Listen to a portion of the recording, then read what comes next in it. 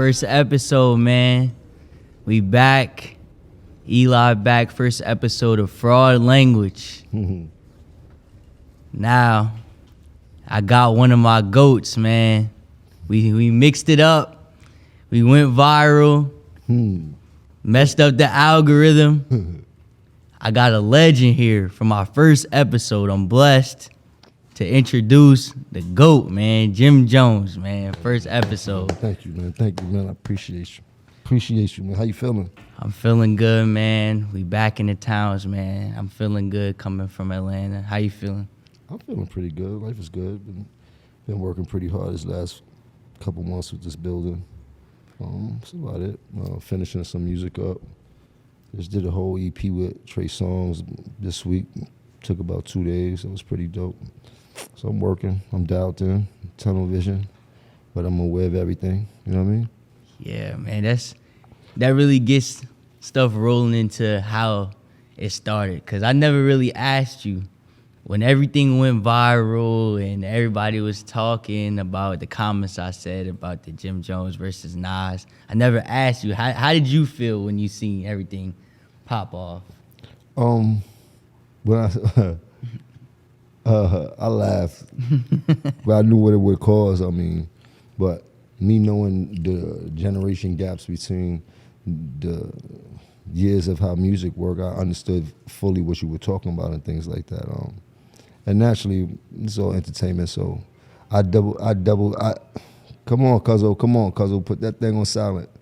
So naturally, I doubled down and I added fuel to the fire, and we definitely went viral. We definitely fucked up the algorithm, but things like that is you know, the way I market myself and my promotional strategies. I mean, they all revolve around moments like that. You know what I mean? Sometimes some people get an alley-oop and they don't even see that was an alley-oop or don't know how to use it as an alley-oop. So naturally for me, doing business and always need to stay at the top of people's Explorer page. It's very easy for them to find out what you're doing, what you got going on, what type of business you got. So me, I like to stay there because I got a lot of business going on. So I appreciate you for putting that out there. But you also caused a whole lot of confusion out here. I mean, Yeah. in the whole world. And it's funny because I've seen so many debates, arguments, barbershops, nail salons, corners, basketball courts, you name it. People have been debating about what you said. And I gotta tell everybody know that Nas is a legend. There's no way around that. You know what I mean? Yeah. But in between that, there's other variables that happens within this hip hop game. And one of the points that you bring is a very valid point, and not just for myself, but for a whole generation of kids that have favorites of their own that don't reflect the generation that I had my favorites of my own. You know what I mean? And it shouldn't, even though it's history, but we don't know American history the way we need to anyway. You know what I mean? I feel like the argument, the back and forth was all based on relevancy. Like, it was just you being out, being relevant, being able to be with the youth, being able to be outside with a bass swag, Cash Cobain, 5-Yo, being able to pull up to Dykeman, just being able to see you and being relevant. Like, how do you maintain like that hunger for all these years and still every summer put out an EP, put out a project? How do you maintain like that hunger? I got a mission. I'm a visionary, so my purpose, I feel, is a little bit different than everybody else's in how they handle their fame and acquire their success and what they do with their money. I have no control over things like that, but I'm dialed in for a different cause. And I know that my music fuels the cause until I get to a point where I don't have to lean on the music so more. And I think that this building is kind of almost leading me to that point where I can add more structure to the culture and not have to worry about it just being music. You know what I mean? Like, I want to give something back from everything that I learned, everything that I got to take. And I'm a giving person. I always wanted to see people behind me get in front of me, per se. No homo, pause, whatever you want to say and things like that. But, you know, I always try to give a hand up. Like, speaking of like giving a hand up, like when I grew up listening to you, it was Bird Gang. Yeah. Now it's Vamp. Vamp life. So I got a question. This interview is for like the real like hardcores, diehard fans, because Jim do a lot of interviews. So if you don't know the bases, you don't know the background, then go back and watch them. This is for the hardcores. So I'm gonna ask you, out of all the artists you signed, Bird Gang, Vamp Life, out of all the artists, who do you think was the most talented? And I know that's a hard question, but who do you think? I know it's Dice, Trav, Stack. It's a bunch of people, but who do you think was like the most talented out of like everybody? Stacks.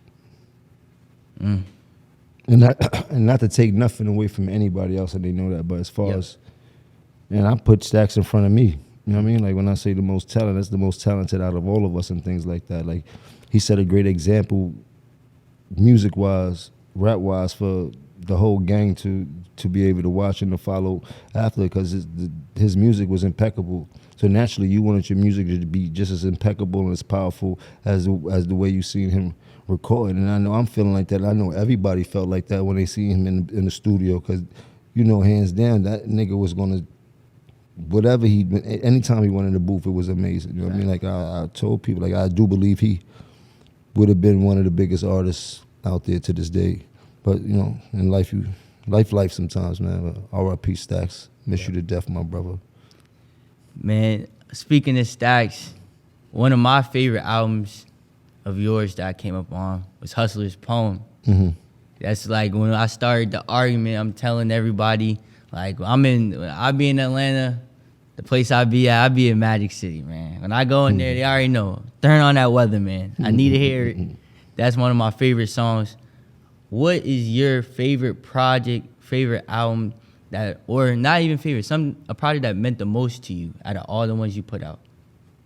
A project that meant the most to me?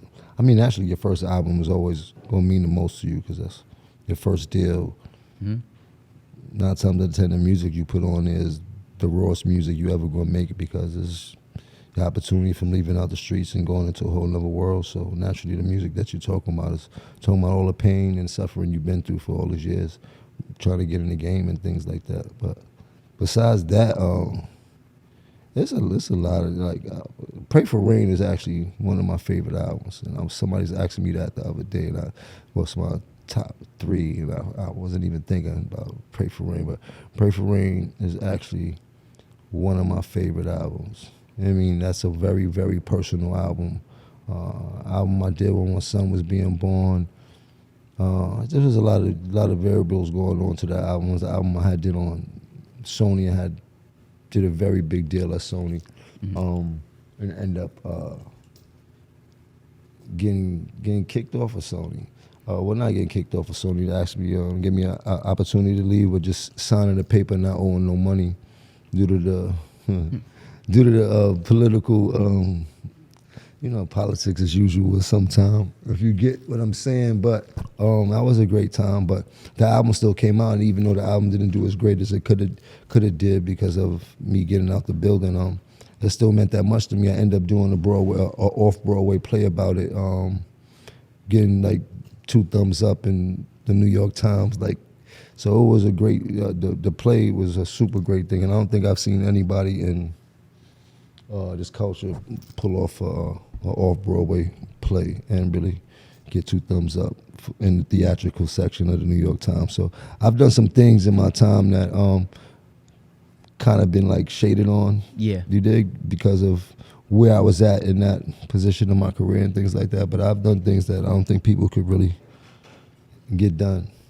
Why do you think in this climate, after like all the stuff that you done did and all the pain that you put in, why do you think you don't get the credit from the outside world?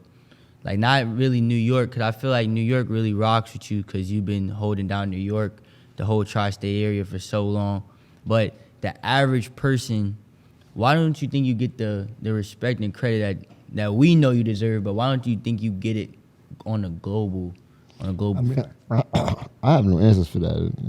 Credit, it's not really been a thing that I care about. Debit, on the other hand, is something that I care about. That's cash on demand. You know what I mean? But since the beginning of my career, I kind of and been in the underdog position. I don't think I'm in that position per se anymore, but up against the bigger picture, yeah, I'm still the underdog, and I appreciate the position I'm in. I mean, everybody loves the underdog, and it's not to the point where my back is against the wall anymore. I was telling somebody like, I'd rather be in the middle, where I'm at.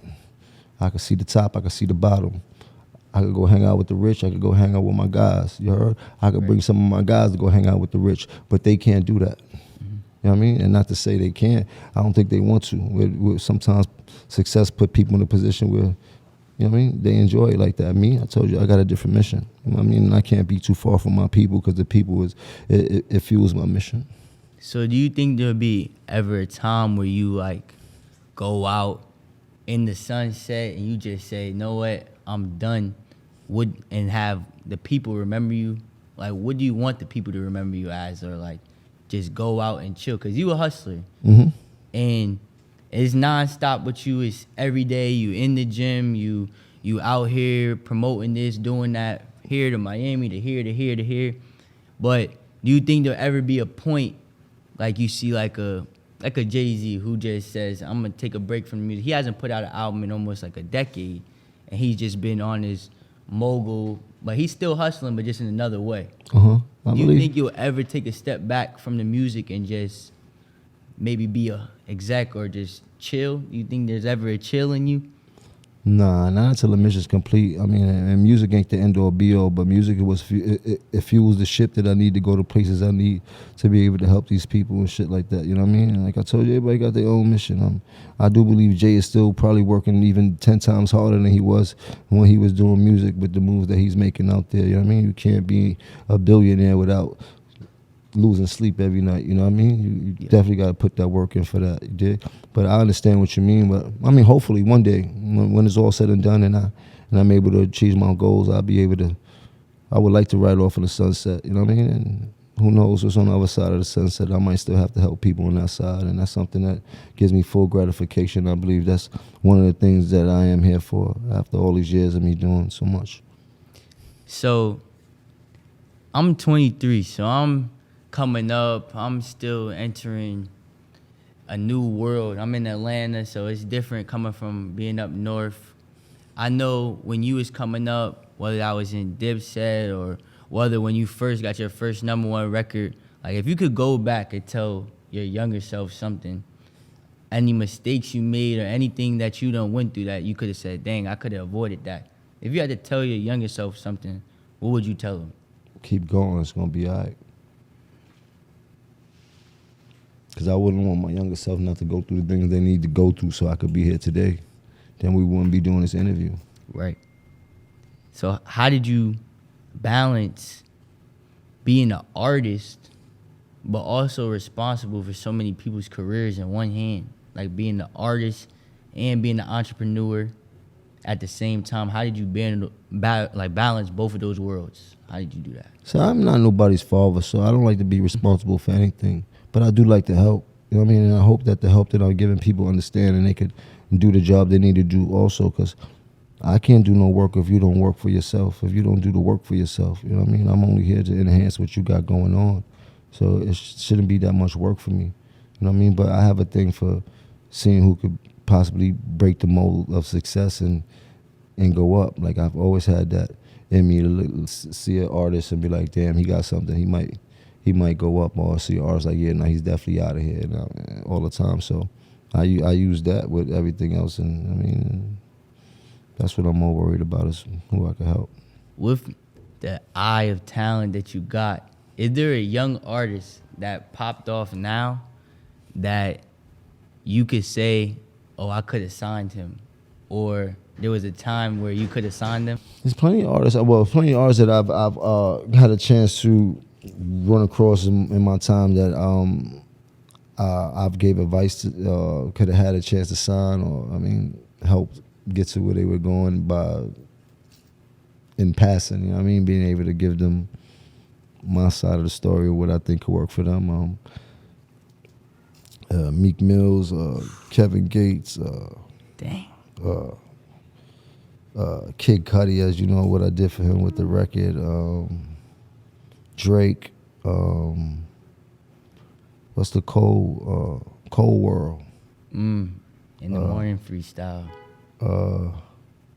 Yeah, there's a lot. There's a few more also that, you know what I mean. I was there. I was there. Happened to be crossing paths in earlier stage in their career, and I may have some type of influence on some of the decisions they made.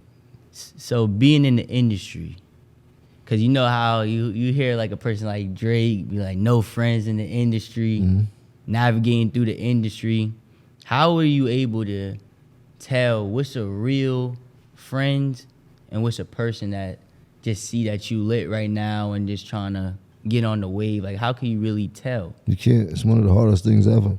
Everybody got ulterior motives, and everybody are very deceiving when they see you have something to offer. There's very few people that's going to come in your time of need. You know what I mean, and they only there for the ride. So if you can't provide the ride no more, they're not trying to help you push the ride. You dig? So, and the few people that are willing to help you push the ride, then you know you got to help them. You know, those are people you got to keep close, because there's going to be somebody to get out and help you push the ride. And the funny thing is, it might not be the person that's in the car. It might be somebody driving by, see you in the motherfucking street, and hop out their car to help you push their car so you can get out of safety.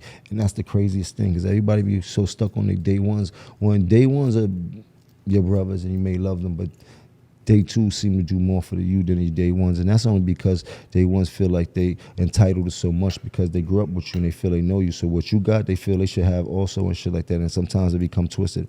And then you have some day ones that are very genuinely happy for the success you have, whether you took them with you or whether you left them behind and shit like that. You know what I mean? It's crazy and shit like that. You know what I mean? Success puts you in a weird place when it comes to friends and friendship and people you got to trust, especially moving forward and the more success you gain. So speaking about day ones, and you got an all-time, to me, because I know on our pod, because our pod is based in Atlanta, so they outcast crazy. Mm-hmm. They outcast crazy. I'm not really the biggest outcast guy. I'm gonna be honest with you. So I always that's not also not your era neither. Yeah, that's not my era, and that didn't even. Well, Atlanta's East Coast, but it's really. But Outkast is popping. I mean, of course I'm a little older, but Andre 3000 probably one of the nicest niggas to touch the mic. Yeah. In the industry, I mean, he doesn't. We haven't heard a lot of music from him throughout the career, but he's definitely one of the illest ones. Wish we could hear a lot more. I like Andre 3000. Shout out to him, but I don't think Outkast is better than Dipset. Oh man, here we go. And man. I said this on my podcast. I'm gonna say this is God. fraud. This is fraud language. Bro, I know you said this in Atlanta. I said this in one thing about me. This is what you gotta understand about me. Crazy. And Jim, you want to get jumped in Atlanta? He sees me. He understands, right?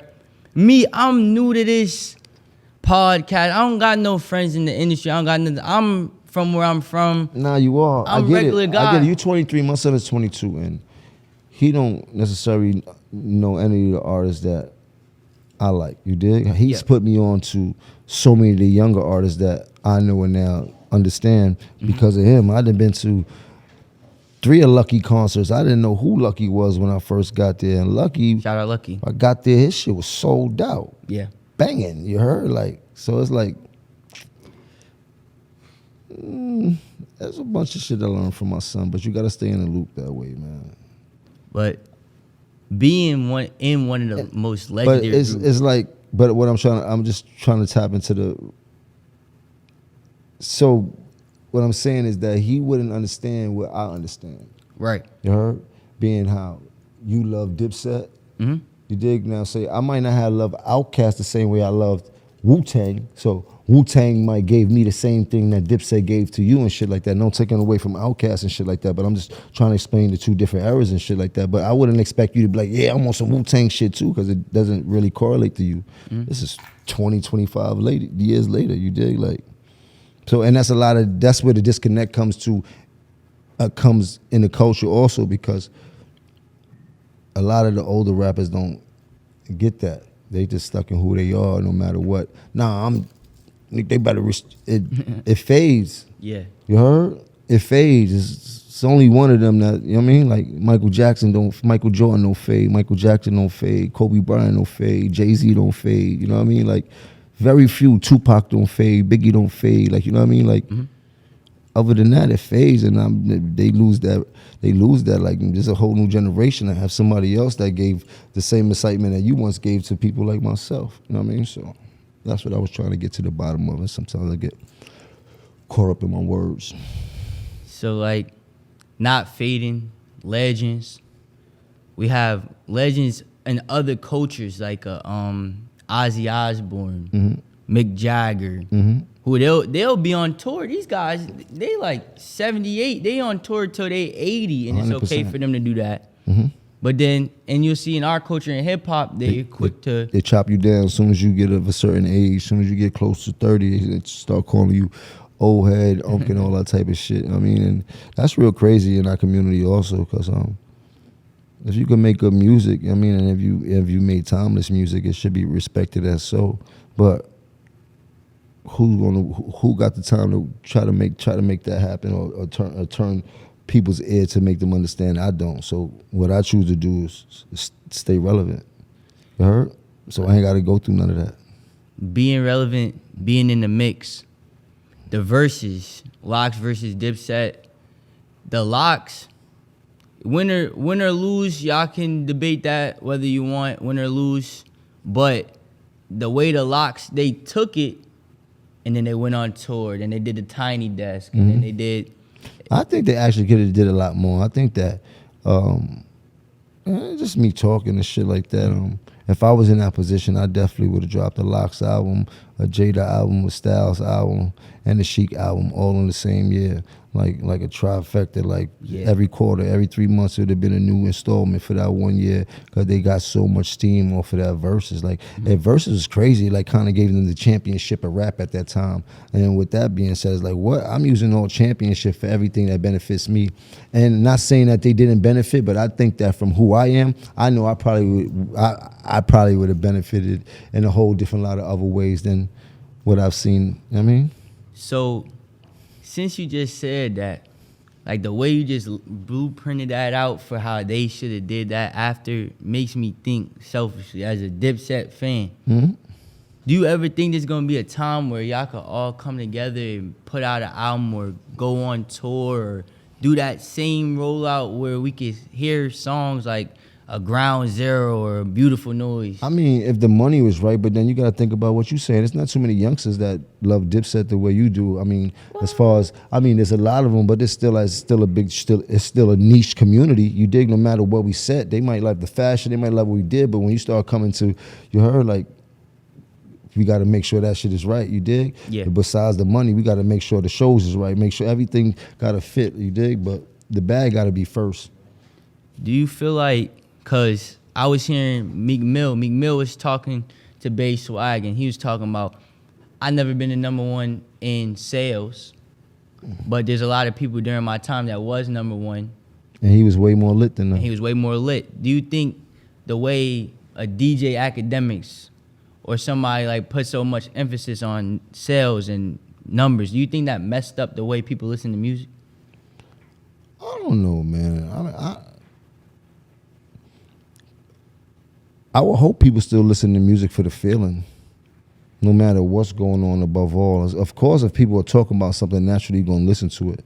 But I hope people are still listening to music for the feeling, you know what I mean? And no matter what level it's on and shit like that. Like, I mean, we always want to hear somebody, oh, that's a hot album, but for the most part, I wanted to listen to the Tupac or the Snoop Dogg album and get that feeling that I heard them talking about and shit like that. You know what I mean? Fuck everything else. Fuck the politics. Fuck the numbers.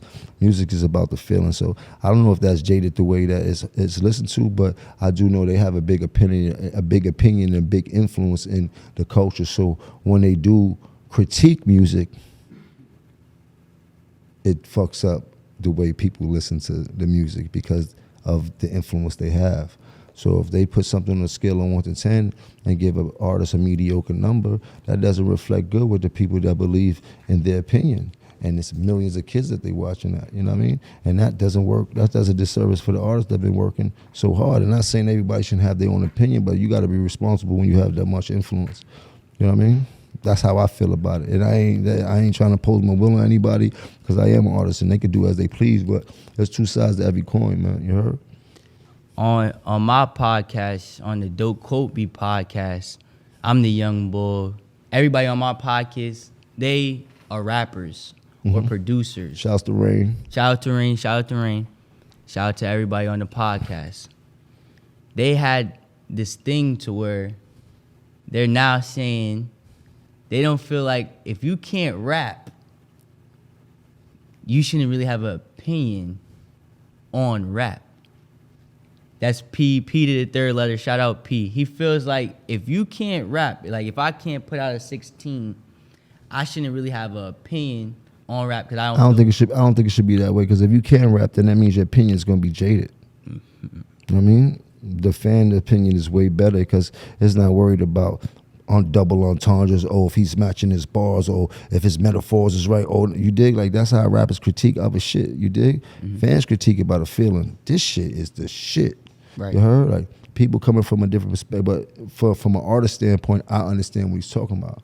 Because the way we critique shit is way iller. So when he's making all these lists and things like that, and we see a podcaster that hasn't done anything and just decides to put their list up, it's like, word, that's like a nigga not even had one boxing fight, but he want to critique all the boxes and shit like that. That's like you going inside a tattoo shop to get a tattoo, and the fucking artist don't got one tattoo on his body. So I understand what they mean by saying that and shit like that, but it's still you still got to get it from a fan's perspective because they're the one that listen to the music. They're the one that's buying the music. They're the one that's making you jump. You know what I mean? That's how I feel about it. So like how you talk about feeling and how music is a feeling, does it hold so much weight that somebody writes their bars? Like if you found out a rapper wasn't writing their bars, does that hold more weight than the feeling? Because that's my type of thing. Like me personally, I respect it more if you write your own bars. I respect it more. But if you giving me that feeling, it don't matter. I'm still gonna rock that shit and bang that shit. You heard? That's two different things. If we critiquing it from a writer standpoint or a rapper standpoint and shit like that, yeah, he might have something. He ain't even write that shit, and that's the argument in the barbershop. And he ain't even write that shit. But how far does that go? Right. If that shit hitting, that shit hitting. No matter what. 9 times out of the girl, 10 these female artists don't write all their records and shit like that. You know what I mean? But all the niggas know all the Glorilla and Sexy Red out. And not saying they don't write it. I'm just saying, like, you dig? Like, I feel like on this show, Fraud Language, and I'm gonna keep it tall. I came up with the name Fraud Language. Now, if you're a real Jim Jones fan, you know Jim had a collab album with Harry Fraud called Fraud Department. Shouts to Harry Fraud. And like that's my biggest pet peeve, man. I hate fake stuff. I hate fraud stuff. That's my biggest pet peeve. So, do you feel like in this culture, shout out Young Thug, and the whole YSL debacle, how that went down, a person like Gunna, Oh, man. can you really listen to his music the same after finding out he's a rat? Yeah, you definitely you. I'm gonna keep it a buck up here. I'm gonna keep it a buck. I'm not no fake guy. Young is going for his. Me personally, I didn't listen to the music anyway. I only listened to the records that I heard on the radio. Right. You know what I mean? So it wasn't like I was Gunna fan per se. Or, you know what I mean? Like I knew the young man, but what I could see on the camera and where I'm from, yeah, he crossed the line. So that would definitely take me away from listening to a person's music. You know what I mean? And no matter what feeling it gave me, I still have values and principles from where I grew up at. You know what I mean? That stems from how I grew up. Right. You dig? Not saying everybody needs to live life the way I live life or have the values that I have. You dig? I'm telling you where I grew up at. You know, we don't cross certain lines at all. I have people in jail right now that's doing years and years and years, and they didn't cross one line. God bless their soul. I love them to death. You heard? So now we get into the end. So now I'm gonna do my Eli edition questions. Now me, man, everybody knows my friend group. I ride around. I'm with my cousins always. Everybody knows Eli got the worst love life, bro. I got the worst love life, man. So watching you having one lady, Miss Chrissy, for 20 plus years, how do you know when you find the right girl? How do you know that's the one? Cause I'm fucked up. I don't know. You gonna know. There's gonna be certain things that happen that y'all go through. They're gonna put you in the mind frame that like, yo, this person is the one for me. Like I know she's gonna hold me down. You'll get it. You'll bump into that. Besides that, you young. I mean, you eventually gonna find somebody that you're gonna be going crazy for. You might find them 30 times, but they might not be the worst, the right one. I would tell you this: live your life, enjoy life while you can. You young. That's what the world is for. It's to meet people until you meet the right person and shit like that. Don't put yourself in a basket where you just feel you gotta jump out the window and shit like that. Nigga, you young, you handsome. You in school, you down in Atlanta, nigga, what? Enjoy your life, you dig? And not to take away, I don't know what your situation is. Nah, you heard that. My girl heard that. You heard Jim. I'm young, I'm fly, enjoy my life. You heard that? But be responsible also. I mean, if you are involved with someone, you keep that in mind and things like that. And if you do love that person, you keep that in mind and shit like that. And if you think you're going through something, it will work itself out. If it's not too detrimental and no lines will cross where there was something that you can't come back from, then that's everything else you can't come back from. I'm telling you. All right. So now, at the end of every pod, I play a little game. It's the Who is Better edition. Last time with my boys, I did Playboy Cardi versus The Field. This edition, this rapper we gonna do, Jim Jones. Oh, man. Who is Better edition. Okay. The first rapper I have up, we talking catalog, rapping, background, influence. Who is better, Jim Jones or Fabulous? Damn. I love Fabulous. What we gonna do? Fab is that guy. Fab is one of my favorite rappers of all times. I just did an interview with them, and I was just giving him his flowers because how on point he keeps me when I gotta do records with him. Like I feel like I gotta study for exam to try to get an A+ because I already know he know all the answers. You know what I mean? He definitely, that boy is one of the illest artists to ever come out of New York City when it comes to putting a pen to the pad or putting music on a beat. I give him that hands down. I don't think there's no one in New York City right now that really could get with that boy. And I'm just saying that from my perspective. Now I'm tough and I'm going in going in any fight and any battle. So if it comes down to that, you know what I mean, then the bros got to go at it. But from my perspective as an artist, I really respect him. I respect his handle when it comes to the music wholeheartedly. And not to mention, he's a multi-platinum artist. He's been making hits since the 1900s, as I like to say. So he's another person that figured out how to reinvent himself, continue to stay relevant in today's era because we from the same era. Right. You know what I mean? But when you look at him, you can't tell, you know what I mean? He's cool as a fan, so shouts to Fab, shouts to Spiz, shouts to all the bros, Lobbies, Davies, Mano, my guys. This is the verses that I wanted to see right here.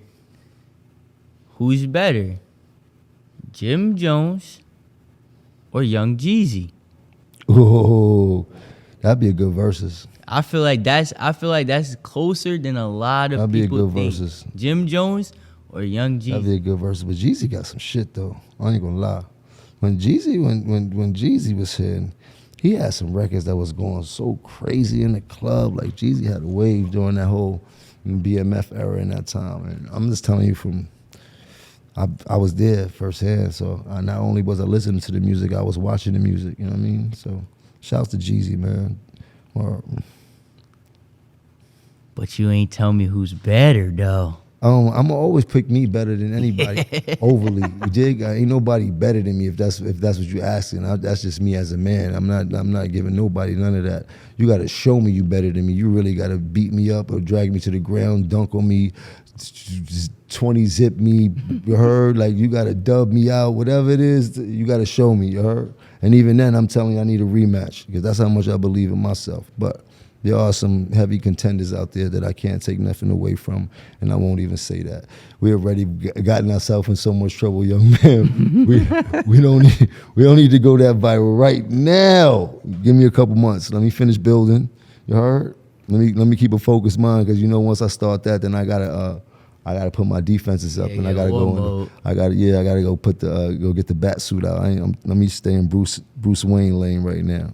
So, you got a lot of underrated like duos with people, like Lobby Boys, like Mano and Jim. Then you got Jim and Hitmaker, shout out Young Bird. You got so many duos, even you, Jewels, you and Camp. Like you got so many duos. I just did one with Trey Songz too. Trey Songz. I did an EP with Trey Songz. We got I believe 6 songs done. It's crazy because on the way up here, you guys, my cousins, on the way up here, I was like, we come over here, we might fuck around and meet Trey Songz or some shit. You just missed him like a day ago. Word up. That's how life goes. But who's your favorite person to make music with? Like, who's the person you could say, man, I enjoy making music with them? My favorite person to make music with, Peso and King. Peso, Dice. Peso and King, I love making music with Peso and King. Peasy too, I like Peasy. Me and Peasy go off. I mean, but these are people that I really fuck with and shit like that. The most incredible session I had in my life probably would be with Wyclef. I mean, the one with Dr. Dre was incredible too, because that was about the whole Dipset. But the one with Wyclef that I did really showed me something who I was as an artist, to be in that room with him and keeping up with him. I believe we did like 6 records in one night, if I'm not mistaken. You know what I mean? Shouts to Wyclef, one of my favorite artists of all time.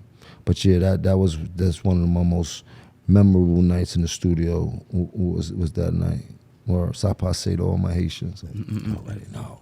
So, wrapping up this year, see, my favorite time listening to your music is always around this type of year, like this time of year, like fourth quarter, like it take me back to like Wasted Talent, El Capo. That's like my favorite time listening to your music. I feel like it's like grind time right now, this time of year. Do you have anything coming out before the year ends? Yeah, I got a bunch of music about to drop, so I'm putting out an EP called Before the Summer Ends. Probably put it out the night before the summer ends. Was that September 22nd, something like that? So I'm gonna drop that, get niggas back in the hustle mode. It's fall, leather jacket season, hoodie season. You know we got to get to the bag. It starts. I want to put out a full album on holiday around Christmas time. If not around Christmas time, right in the beginning of the new year to start the new year off. Got the movie coming out. It was already shot, had it for about a year. It's about time to shoot it, drop it now. I got the soundtrack to the movie. Got a Spanish album.